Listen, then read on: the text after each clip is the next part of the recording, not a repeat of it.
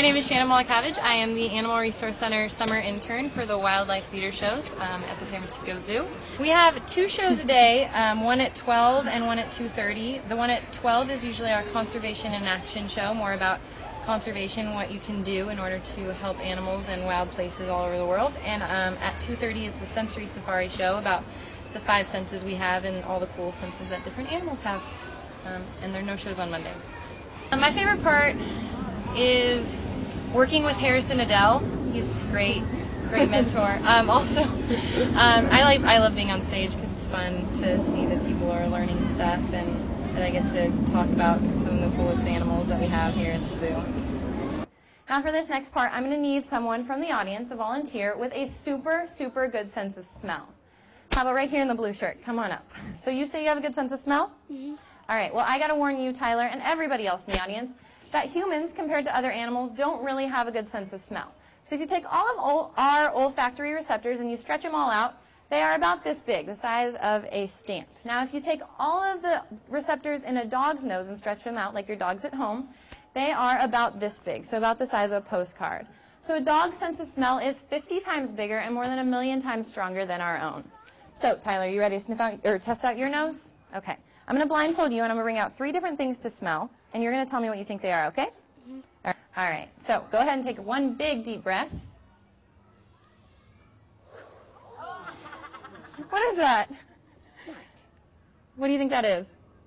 It's cinnamon. Cinnamon! Give him a big round of applause. Garrett loves to smell a bunch of different things, fruits, roots, bird eggs, and of course, her favorite, which are bugs. Now, Tyler, since you were such a great volunteer today, I want you to hold on to this really tightly, and we're going to bring Artie over and see if she's a little bit hungry today. So she loves these mealworms. There she goes. Oh, good job, Artie. All right. I'm Harrison Edell. I'm one of the supervisors for the zoo's Corrette Animal Resource Center, and I essentially, I guess, supervise Shannon. She's more the supervisor than I am sometimes over here at Wildlife Theater. As Shannon mentioned, we have 2 shows a day here, so at 12 o'clock and 2:30. And because we change the shows from day to day, timing-wise, we change the lineup of animals for the shows.